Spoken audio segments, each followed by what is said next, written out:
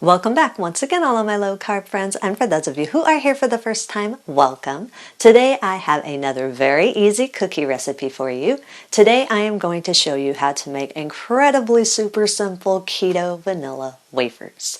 These cookies are excellent. Not only are they extremely easy, but they can be used in any recipe that calls for vanilla wafers, including no-bake pie crust. These do crisp up enough in order for you to make them in a no-bake pie crust. They are excellent. And if you want a printable version of this recipe, you can check out my website at janetsdeliciouslowcarbkitchen.com. You can find a printable version of this recipe and other goodies there for you. And if you're new to the channel and you want to see lots of easy, delicious keto recipes, make sure you click that subscribe button and click the notification bell that's right next to the subscribe button. That way you can be notified every time I put out videos every Wednesday and Saturday. And if you'd like to help support the channel, make sure you scroll down in the description of the video. You'll see some affiliate links. Anytime you purchase anything using those affiliate links, a small portion of your purchase will go to me and help support the channel. So, while you do all that, let's get cooking.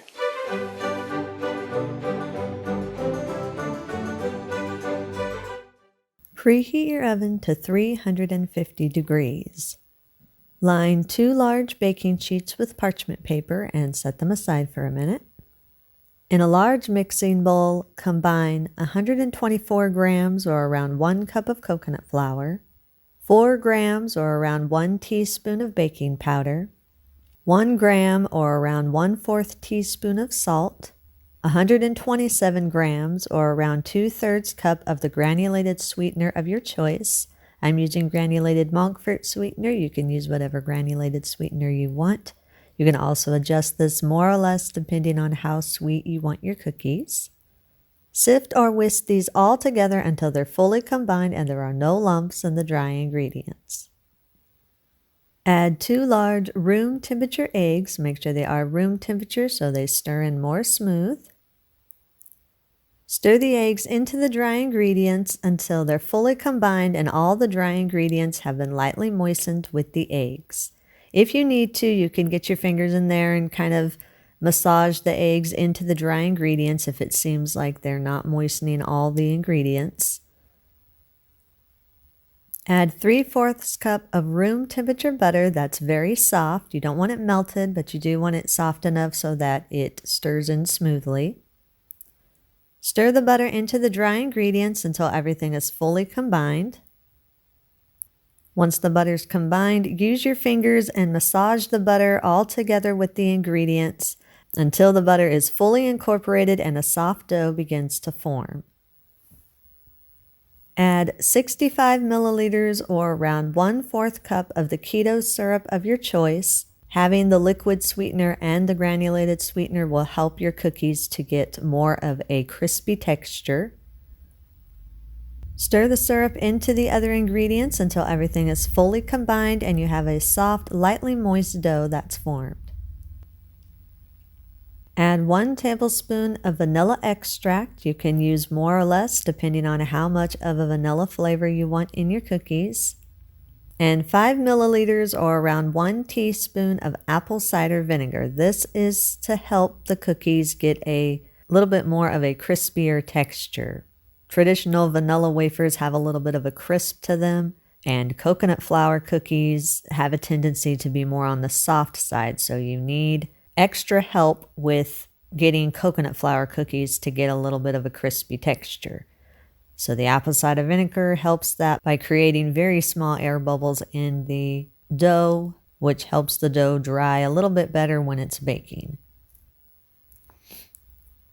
Once everything is fully combined and you have a soft, smooth, lightly moist dough that's been formed, use a wooden spoon and scrape down the sides of the bowl and push all the ingredients to the center of the bowl. Then form the dough into a smooth ball. Massage the ball in your hands for about 1 minute. This is to make sure that all the ingredients are fully incorporated together. After you've massaged the dough for 1 minute, form it back into a ball, place it back into your mixing bowl, and place it in the refrigerator uncovered and allow it to chill in the refrigerator for about 5 minutes. This will help soak up a little bit more of any extra moisture that there might be in the dough so that your cookies will get a better crisp texture.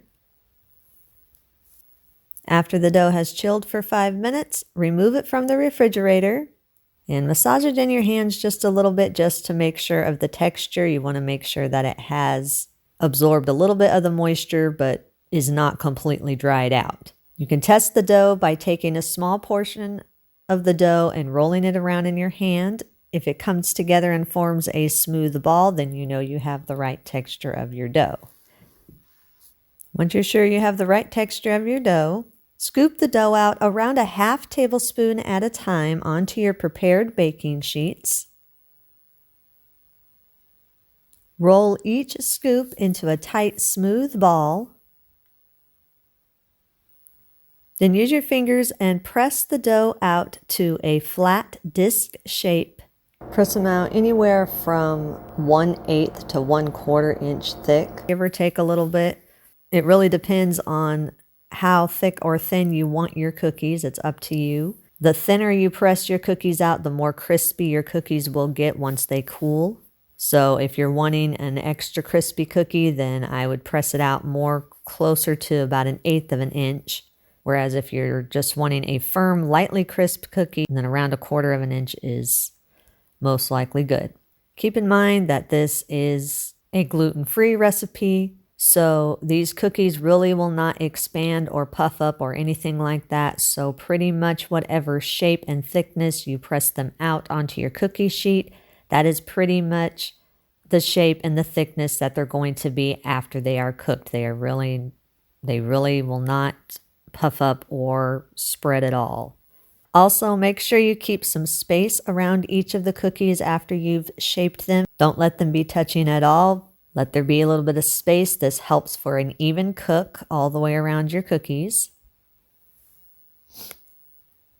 Once you've pressed the cookies out to your desired shape, if you want to, you can whisk together 1 egg and 1 tablespoon of the room temperature milk of your choice, and then lightly brush it over the tops of your cookies before you start baking them.